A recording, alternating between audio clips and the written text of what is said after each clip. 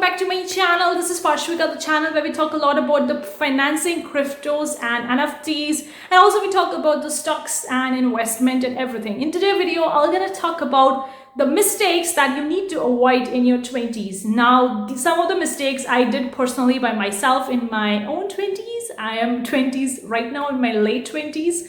So I made those mistakes. I'm gonna be sharing my mistakes as well, and also some of the most common mistakes which I see so many people who are starting to making money in their 20s made them. So hopefully this video will going to provide some value to you, and you're gonna learn that you don't need to make these mistakes, and instead what you need to do.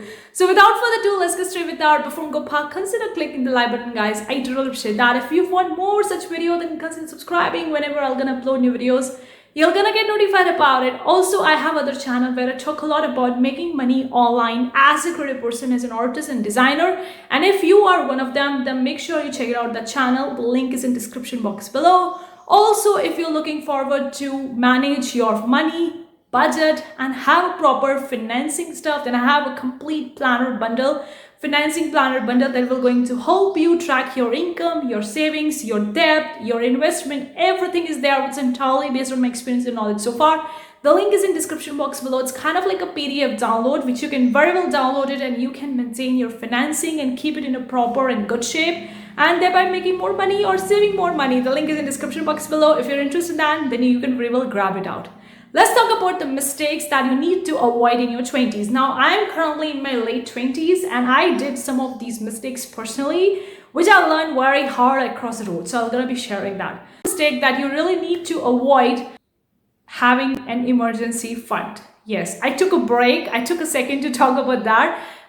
I really mean by, in your 20s, we think that we have a lot of the energy, we are young and we can make more money and we don't need to have an emergency fund. Oh, why do we need that? The income that we were going to make from the next month, we were going to reinvest, and we were going to use that money to buy something which we really want to buy.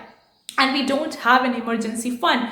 But I'm going to tell you personally from my own experience, I also used to be in that mindset for a little bit of the months, and then I corrected myself and I started saving the money, and that kind of emergency fund is really helping me when I do really need money for some important purpose in my life. When I see that I don't want to use my business income, I use that emergency fund and I use that for that particular specific purpose.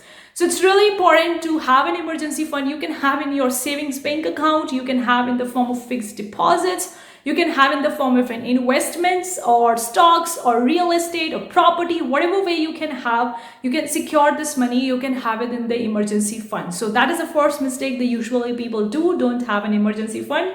So you do have a one. The second mistakes which I personally did myself, which I already, don't go too cheap that you actually lose a lot of the money. Allow me to explain what I really mean by that. Let me give you a few examples over here which I personally did. When I was getting started with my business back in the 2020, I started with a complete $0, and I was really a cheap person. I'm still really a cheap person, okay? I try to invest as little money as possible, but what I was doing, I was looking out for a website for making for my magazine website, and that's quite basic. If you have an online presence, you do need a website for selling your products.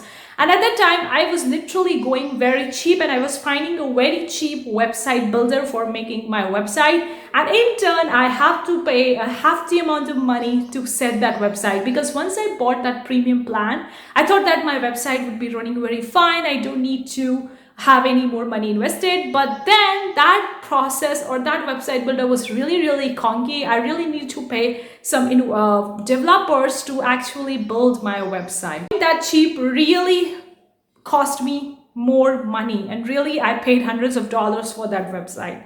This was a really serious mistake that I did, and then I learned from myself that I am a cheap person. I try to invest little money as possible, but then when you have to spend the money, then you should be investing at that. Okay, you don't need to compromise that thing. Like if you really want to invest in the software, in the equipments, in the websites or something like that, probably go for that instead of saving that money, because that going cheap is really going to sometimes cost thousands of dollars, if not hundreds of dollars. It depends what kind of stuff or what kind of situation you are in. So for me, it really worked So that's why I'm sharing in this mistake. The third mistake mistake, which I didn't personally did, but I see a lot many people doing it, not comparing the prices. Now, I'm not talking about buying a software or an equipment or a website builder for building your own website. I'm really talking about comparing prices for whatever you are purchasing, whether you are purchasing a clothing, a top, a tees, whatever it is, you need to compare the prices. Obviously, you're gonna like a particular design of a t-shirt or a tees and you really want to purchase that only. But if you find that that particular kind of style of the product is available on some other marketplace or there's some online retail store which is at a little bit more cheaper in comparison to one you are looking, then probably go with the latter one. I hope it makes a sense. So comparing price really comes in handy. Along with the comparing price, do compare the features, the benefits that you are getting. I do that oftentimes when I'm looking forward to invest in some software or equipment. I try to compare the prices and then I try to compare the features and the benefits of both the stuffs, or if there are more than two, then multiple different stuff, and I see if I want this particular feature, then I have to pay this much amount of money, and if I don't want it, then why should I pay more? Instead, I'm gonna go with the cheap option. So comparing the prices and then comparing the features and benefits, it's a really great option. So don't make this mistake. If you are doing it, try to give more time to this particular stuff and find a solution, find a proper way in which you can compare them. And I feel like a lot of the websites in the online marketplaces give you the feature to compare the different prices of the products. Like you can find it on the Google. I personally find it on the various online marketplaces when I'm purchasing something. Like I was purchasing a laptop and I was confused between two or three different brands of the laptop, and then I started comparing the prices and features and benefits, and then I finally made the purchase which was one for me. So this is the great thing. You should do it. It will going to take some time, but it will going to save you a lot of the money, and also in the time it will going to save you a lot of the features or the benefits that you're really looking forward to in that particular product. With that, the fourth mistake, which I think that I've seen one of my friend also doing it, and I've seen so many people doing this, not having a budget or not having a goal related to the finance. Yes, especially when we are in 20s and we started having some job or started running our business, we see that few $100s coming here and there every single month from our income stream or from our business. We don't have any kind of like a budget planning. We think that, oh, it's a very little money and I don't need to plan it. I can remember the numbers, right? The numbers are small, so I can remember the numbers. I don't need to have a planner or a journal or a diary to maintain that budget. And also I don't need a financing goal. Like I am still making $100, so why do I need that? No guys, don't do that mistake. I personally never did that. When I was getting started with a business, whether it's a $1 or $1,000 or more than that, whatever the income stream that I'm making or whatever the income is coming into my bank account or money is coming into my bank account, I always try to have the habit of budgeting and making the goals. It will really going to save you a lot of the time, in the long run, a lot of the money. Like for example, if you are planning for a specific trip and you want to save money for that, and if you are doing the budget and financing, it will really going to save you a lot of the money for your trip, and you will going to enjoy your trip with a lot of the money that you have saved for that particular trip, and it will be an amazing thing. So probably it will going to help you. And here you don't need to go too fancy about having a fancy bullet journal or having a fancy software. Oh no, just be simple, take a piece of paper and a pen and you are good to go. That's what I do most of the time. Sometimes I do use a software, sometimes I do use a traditional method.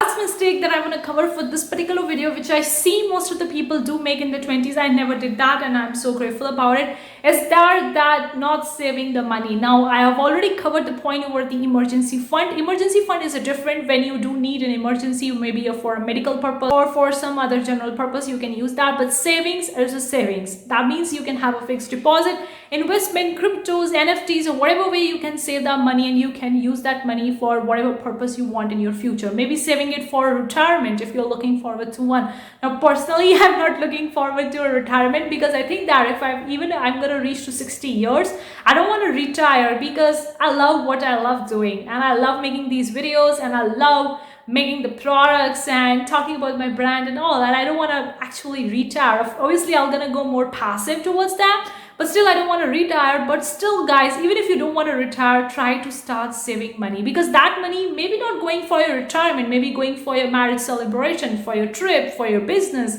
or whatever kind of stuff you want to do for your life, that money will going to probably go towards that kind of stuff. But you can call it as the same as a retirement. Even if you don't want to retire, you can use that money and for very specific purposes in your life, depending on whatever situation you are in. So saving money is really start from the day one when you are started making a very small amount of money in your business, or making money from, or having an income stream from your job, whatever it may sound to you. Okay, saving a $10 or saving a $5 from your income every single day or every single week or month will really going to help you save a lot of the money in the long run.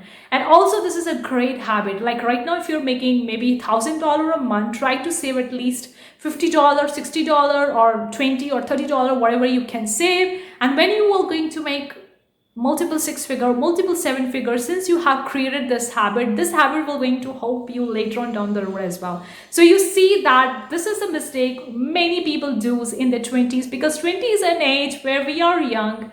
I'm still in the 20s, okay? So 20s is this age when we are young and we want to just chill the platform and we want to conquer the world, and we don't figure about the things. But still, I think there are some of the habits that we do really need to incorporate, no matter what's your age look like. Even if you're making the money in your teens, still you need to follow that specific habits. It will really going to help you later on down the road in the long haul. So these are some of the common mistakes which I see most of the people made in their 20s. Some of them I personally made by myself. Hopefully you find this video useful. Let me know what you think in the comment section below. I'm gonna see you in the next video. Till then, take care. Bye guys.